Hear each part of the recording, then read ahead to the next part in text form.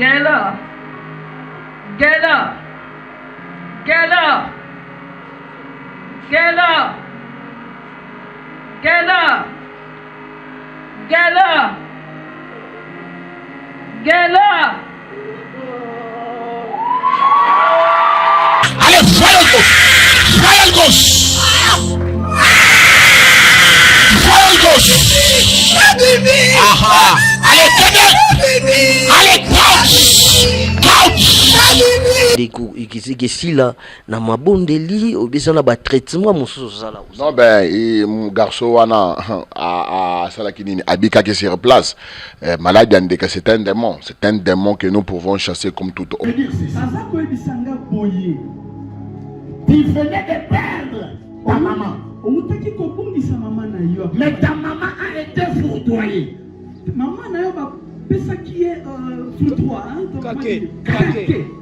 Si c'est vrai, on avance. Voilà, c'est avec un réel plaisir de vous savoir nombreux devant vos potes téléviseurs, vos téléphones, très chers Internet. Dames et messieurs, nous vous disons bonjour, nous vous saluons de partout où vous nous suivez. Vous serez bénis dans cette émission, tout au long de cette émission, parce que nous serons avec le prophète Ephraim Wakalombo, le prophète Ephraim Lusembe Wakalombo Ezemo Liswa Banzambe Mopepe Kwatulendo Mopepe, voilà un peu ce qui se passe avec lui. Alors nous allons parler un tout petit peu de toucher sur ce que Dieu a fait à travers son serviteur, le prophète Ephraim Lusembe Wakalombo. Voilà, sans plus tarder déjà, je dirais l'homme de Dieu. Bonjour. Bonjour Montréal et bonjour, tout dépend de l'endroit où vous nous suivez. Bonsoir et bonjour. Zambé apambola bino nyonso pe na bondeli papa au nom puissant de Jésus-Christ de Nazareth. Muntu nyonso oya zolanda émission oyo tango ya bikamwa azala na problème ya maladie ya minyom ya sida ya ba problème nyonso ezotungisa vina e kolonzambe nanga sala ke bikamwa ekotela ye na kombo ya Jésus. Amen. Voilà, parce qu'ils sont nombreux de suivre cette émission-là. Je veux bien saluer tous ceux-là qui suivent cette émission à l'Europe, aux États-Unis, en Afrique. Nous vous saluons et pourquoi pas saluer déjà celui qui est derrière la caméra, Patient Tubola, un frère bien que je salue, qui est accompagné de la sœur Jaïdor, la fille de mon père. J'étais sali. Voilà, prophète, nous... tolingai to tuna yo mukie par rapport toza na nini ote toza na parlement te tosali saka ba veuve sans tout senga lisungi ya muntu te tosali saka ba orphelin tosali saka banzela oyo ebukani na ba côté na biso na propre fond na biso tosutalaka ba oyo toza na bango ndete par exemple na mabele ya lycée quoi ezali na centre moko ya formation ozana oyo ezo tangisa informatique ezana ba mama ba jeune fille o babotisaki formation moko ya kotonga ezali ya koplanter nyonso wana tozo sala yango pona bolingo ya peuple. Voilà, dames et messieurs, merci beaucoup. Je pense que c'est à peine nous. Des fois, peu mususu basenga kalisungi na poto be biso to senga kalisungi te. Kaka na ba propre moyen na biso. Kaka na o ya biso mukenza mbapesa ka biso nde to salisaka yango. Ok, merci beaucoup Kimbongila Mopepe. Dames et messieurs, je pense que nous allons maintenant parler de la part du Christ. Nous allons essayer de partager, de décortiquer de tout ce qui s'est passé le dimanche dans ma belle lycée quoi, avec l'homme de Dieu, le prophète Ephraim Lusembe Wakalombo qui est avec nous sur ce plateau. Mais avant que tout azwa micro pour nous expliquer biso, c'était quoi et puis après ça biso secret naie, toujours singa na régie et pas yande patient de nous balancer déjà deux éléments à taille le moko ya dimanche. D'abord la publicité de Lubumbashi, bateau tu as Katanga, c'est confirmé que Kimbongela Mopepe les 26 à partir de 8h soyez nombreux en face de la salle Horizon na tozo beta kilte wana de 8h à 12h kilte moko ya délivrance et guérison puis aussi la consultation prophétique seulement na journée wana et toujours installé par l'instruction il y a le représentant légal de la communauté, apôtre Moïse, et puis Kassongo. Merci. Voilà, patient, tu nous balances déjà le...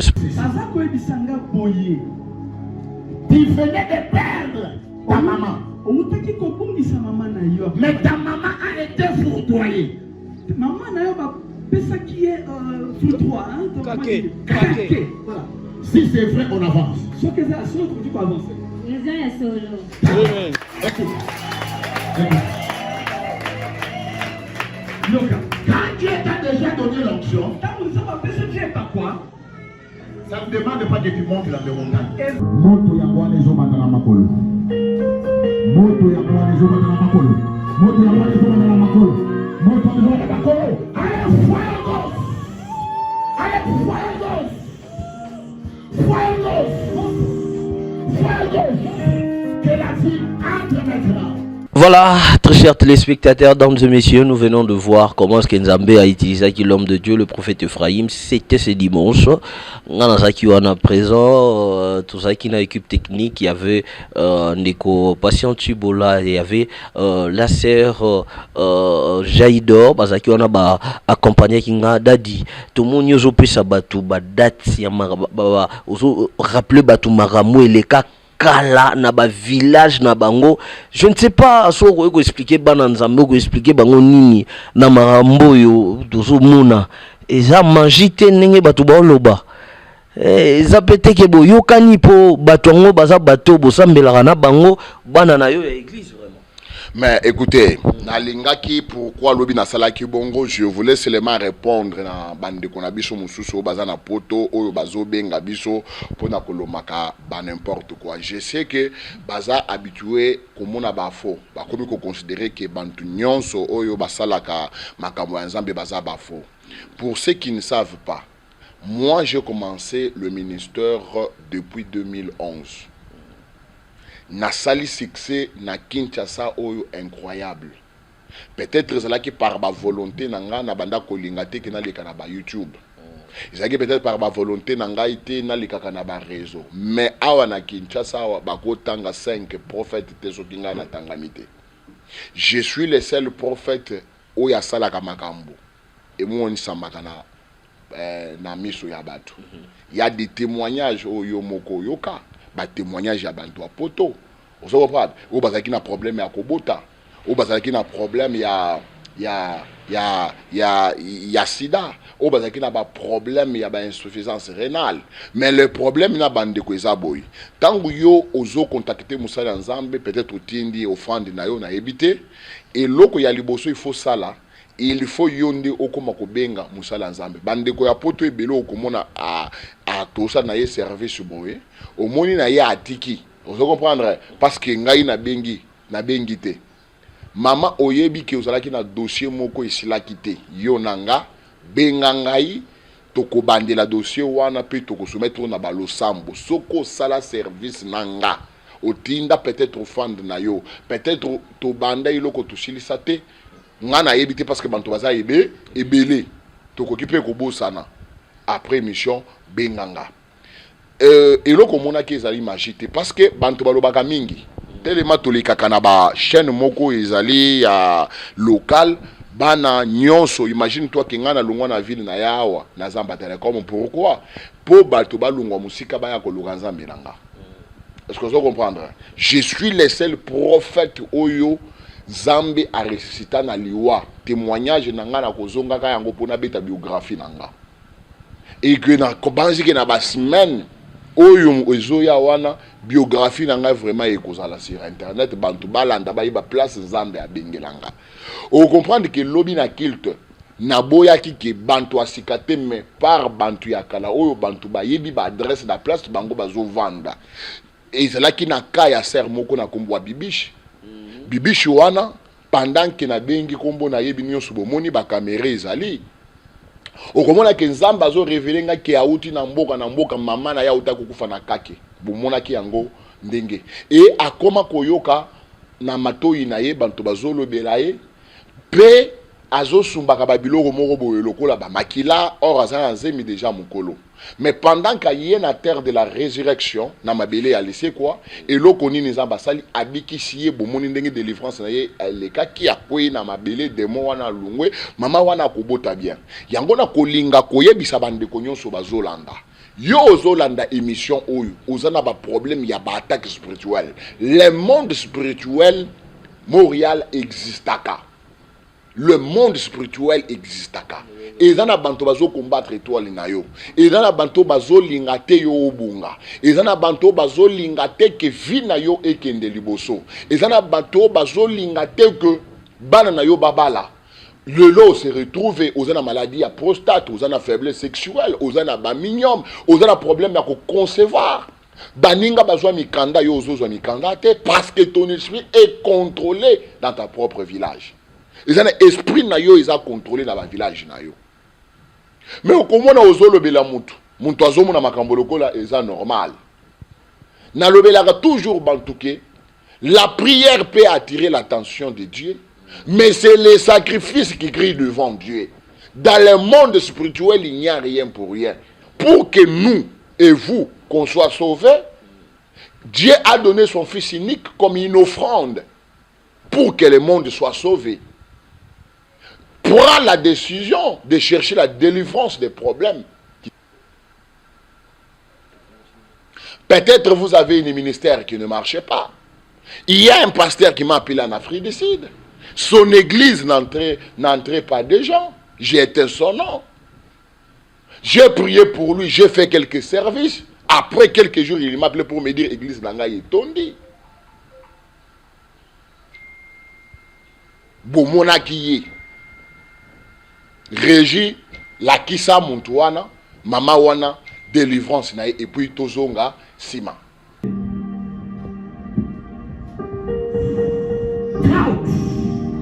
1, 2, 3. Moto ya bwana ezobanda na makolo. Moto ya bwana ezobanda na makolo. Moto ya bwana ezobanda na makolo. Moto ya bwana ezobanda na makolo. Allez, fuego! Fuego! Fuego! Que la vie entre maintenant. Vas-y. Vas-y. Mettez la taille sur la roue.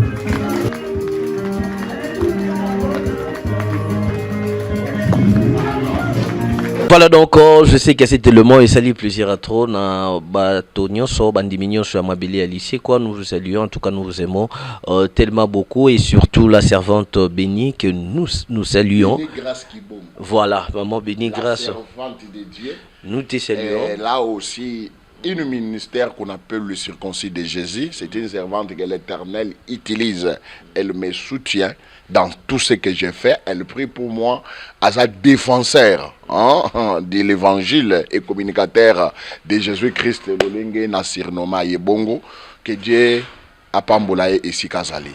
Voilà, nous saluons prophète Olingi Tolobela Lisusu Lisolo ya maman Oyo Azala qui est en couple. Prophétie et bimaki na ebité prophète tango okendaka na détail bongo zotanga na bakombo ya bato zo ebisa ye mutu asali yo boza kingandi ezalaka problème te. Mais ezalaka problème te, moi je suis un prophète qui est certifié. Moi je ne suis pas un charlatan. J'ai fait l'école de disciples et l'école de missionnaires. En dehors de ça, j'ai été consacré dans le ministère prophétique comme prophète dans un ami Kanda. Quand vous venez dans mon église c'est une église qui est prophétique, purement prophétique et une église de surnaturel. Pourquoi? Parce que moi-même j'étais victime, il y a des démons, il y a des maris de nuit, il y a des masturbation. J'étais victime, il y a des blocages. C'est pour cela que nous avons kangolanga, ngaipe na mukana ko kangola batu. Est-ce que vous comprenez? La maman que tu es en train de parler, oyo nasakola qui a télémaquillé na mobile na e. Vous comprenez? Cette dame, Zamba yeko révélé qu'il y a une douleur moko na lokolo. Mais douleur wana tina na yango, c'est parce que zana yeloko moko peut-être bango babosa naka depuis kala. Mais pendant que zaki liboso nanga, nazo yebisa ke Zamba lobelinga ke namboka asalaka discussion avant belle maman na ye akufa. Vous comprenez? Avant belle maman akufa basalaka discussion ye azwaka elamba apesa ye et après mikole uti koleka maman wana akufa. Écoute-moi. Vous avez fait un débat. Pour ça qui débat, il y en a beaucoup, moi aussi. Est-ce que vous comprenez ce que je suis en train de parler? Tant que vous avez le débat, wana. Mais la monnaie au sali symbole. Le solo est vous voyez bien moi. La monnaie aussi des pièces, il y a des lambada yo. Au pessi.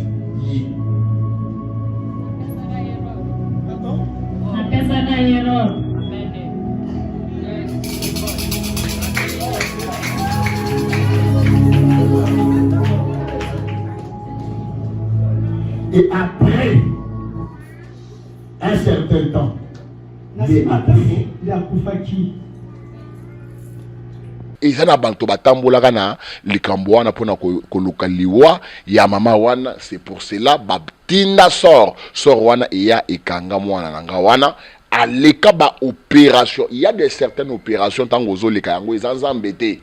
Il y a des certaines opérations tango zoleka eza manipulation ya monde des ténèbres. Peut-être ba maladie ya tension aux anango, peut-être ba maladie aux anango ya ba suffisance rénale, ou ba maladie aux anango ya kosuba ozo suba et masuba ezo kitakaka okomi kolata ba pampers wana elingi kolobake mususu eza ba manipulation o ya monde ya malili parce que c'est longa maladie ya nzambe salaka 7 jours soki ba minganga ba traiter aux solutions. Mais ce que mon maladie est liquide à 7 jours, wana est comme une main noire dans ce manango. Et Zambé a la qui problème place utaki parce que ce qui source ya problème est outité moyo kati hémorragie zalité. C'est pour cela lobby devant bana ya Zambé ba yebani pe na kati église wana lisolo wana ba betela muntute Zamba révélé nga na pesi bango source ya problème pe na bondeli pona bango babiki. C'est pour cela via bana Zambé belé oyo ezoyela yo biso lelo ezali ba makambo to sala kala ba makambo isala makala peut-être lelo libala ya yo na mobali na yo ezo simba te parce que au salaka ba ve moko na mobali mon amour je ne te laisserai jamais, je ne t'abandonnerai jamais, même à la mort toi aussi je m'abandonne pas. Lelo za na couple na yo o komi ko mona makambo wana komi ko réclamer yo ki mena mobali na yo nandako ezate. Il y a des vies tellement manipulées. Comment muntu mususu aye azui mukanda yo ozozo mukanda te? Comment bazwa ka bantu mususu na musala yo kaka nde uvandi na ndako zolo wake na zoze la tango ya nzambe? Non, mais pendant que ozoze la tango ya nzambe, mais ba mususu bazobala, pendant que ozoze la tango ya nzambe, ba mususu bazobonga, pendant que ozoze la tango ya nzambe, ba mususu bazobonga. Pourquoi pas yo nano ezwa ba mususu pe bazela te? Bible lobby que voici le projet que j'ai formé sur mes enfants, le projet de bonheur, hein, et de l'élévation, le projet ya matanga yo kolela baninga makambo isimbaka toujours banana yo bamelaka ba drogue oyo esilaka te, banana yo obota bana wana ke bana wana basunga yo, bana wana bakomi na ba mouvement ya koyokela yo te. Tu te retrouves, tu es dans des problèmes sérieux. Ozo sali la nzambe, mais ozo na posa ke nzamba lobela yo. Ozo na posa ke grâce à nzambe za la likolo na yo, contacter nga mabela liseko. Et tant ozo contacter nga, ko benga nga osi sanga ba geo ya ke o papa nazo benga yo natalisa makambo. Ngai naza bikudite. Bantu mususu bakamwa soka benginga na bandi koloba makambo yake non ndenge za wana to bondela nano après Zamba révélé nga eloko ozonga na sima ya publicité o ya Lubumbashi ezo le kalisusu Zambe apambola bino nous conseillons na église et puis à kwei oké ko prophétiser pour na ye ba maladi ya ndeke finalement spécialité na yo ezanini en fait Yomoko na ebite maladi ndeko ikisike sila na mabondeli obisa na ba traitement mususu sala. Non ben garçon wana a sala kinini abika qui sur place. Maladie ndeka c'est un démon que nous pouvons chasser comme toute autre maladie. Yomoko monaka tango nazobwa kama ya faya ya mi beta na mabele pe to longola molimo wana en tout cas garçon wana azwa lobiko et en dehors ya garçon wana bomona ki na kilte ya jeudi garçon moko azala ki baba ah azalaki baba tango aye tobondeli nzambe garso wana alobi eza makambo nzambe azosala eza montage te ndenge bantu bazokanisa po bantu wana bantu ya église nanga bayebi bango bayebi pe bisika basalaka nini bavandaka. C'est pour cela yo muntu zo continue ko douter yo muntu zo kanisa ke ba prophète obobengaka ba pseudo prophète bozo kanisa ke soki baleaki yo mbongo pa muntu mususu ozo kanisa ke ngai pe na kosala le même chose. Mais c'est que vous devez savoir, là où il y a le vrai, il y a aussi le faux.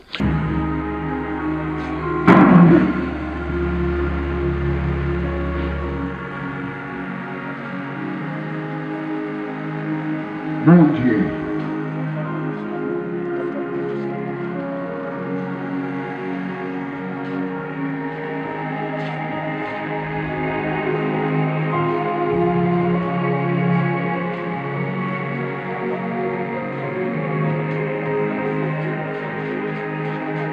Mon Dieu.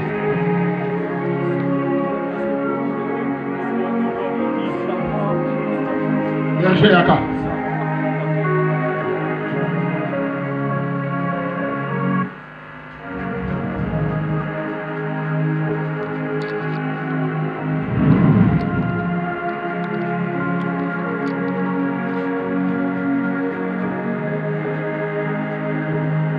Reste soufflé 3 fois. Que sa maman lui appelle 3 fois à son nom. C'est réglé.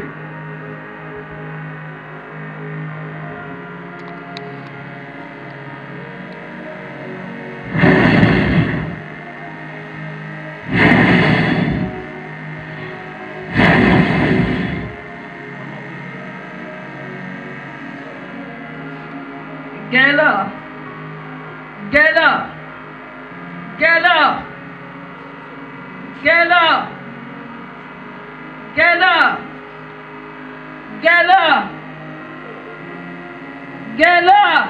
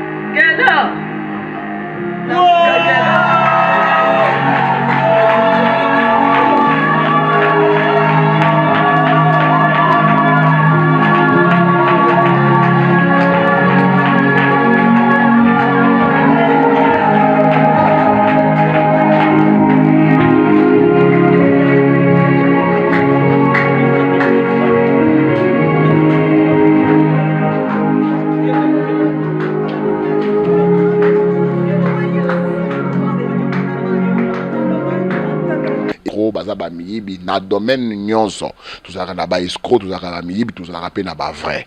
Alors yo moko tala nani il faut obenga pour asaila yo service. Alors nyonso bino yo en tant que journaliste ozalaka na église oyo omonaka jamais na tikala ko repérer na yo te caméra eza ya bino moko bolobaka oyo biso tokosala bomonaka oyo biso tosalaka wana.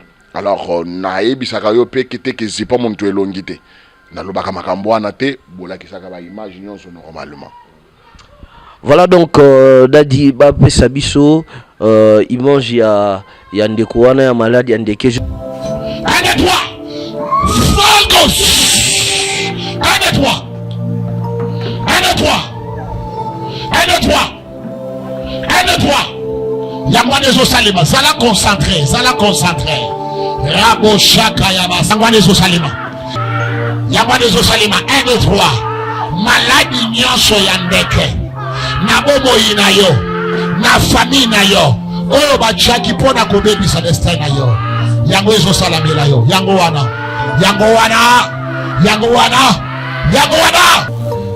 nani azana sima yango nani nalobi lelo maladi andeke wana ezolungwa na vie na yo nalobi maladi andeko wana ezolungwa na vie na yo 1 2 3 ozobima lelo na kombo na Yesu. Est-ce que l'église au combat qu'elle a pas fait à 3 fois? Est-ce qu'au combat qu'elle a pas fait à 3 fois? Est-ce qu'au combat qu'elle a pas fait à 3 fois? Est-ce qu'au combat qu'elle a pas fait à 3 fois? Moto ya Nzambe ya mwana. Botika ye apikula. Eloko eza na cerveau na ye. Tika na maboko. Allez, pikula. Eloko eza na moto na yo wana. Pikula kende malam sikoyo. Tolobaki ke année 2026 moto moko awa akokota maladi pe abima na maladi wana te. Allez, Gabouane. Allez, fire ghost. Fire ghost. Fire ghost. Aha. Allez, kende. Allez, couch. Couch. Couch.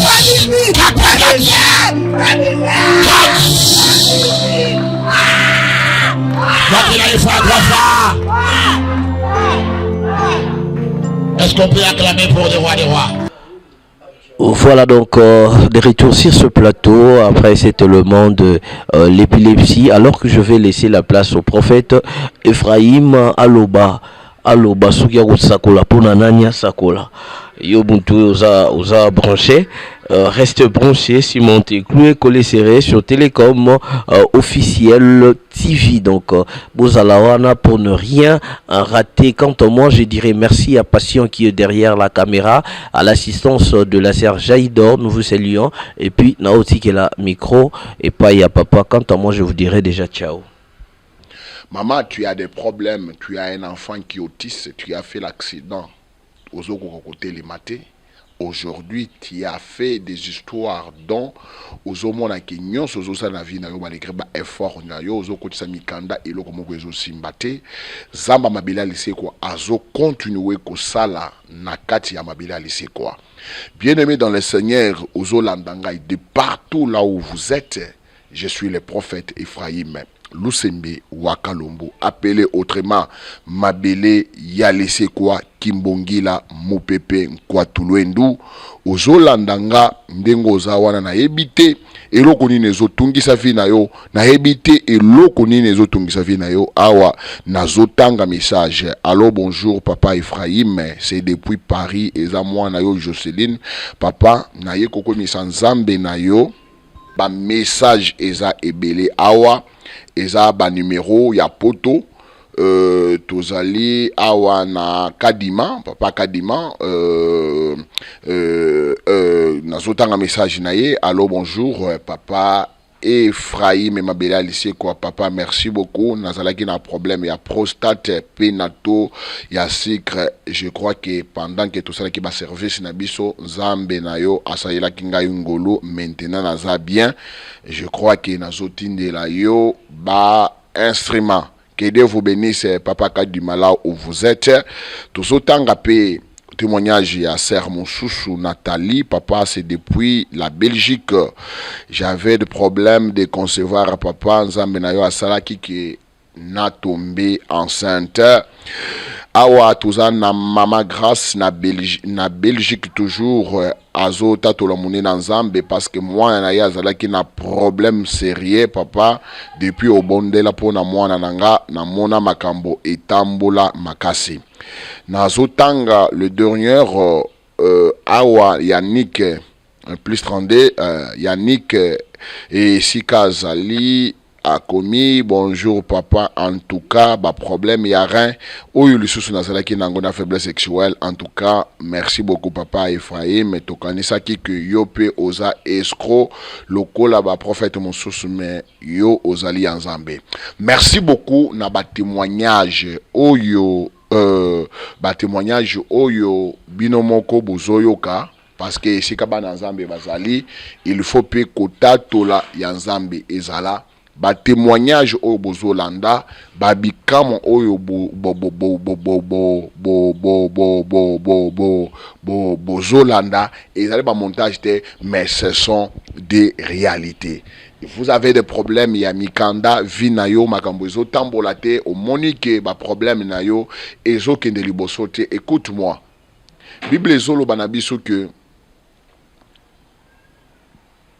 confiez-vous à Dieu, vous serez enfermé, et confiez-vous à ses prophètes. N'oubliez pas seulement que le sacrifice attire l'attention de Dieu, mais c'est le sacrifice qui crie devant Dieu. Il y a de certaines choses que la prière ne peut pas résoudre, mais le sacrifice peut changer les données du ciel.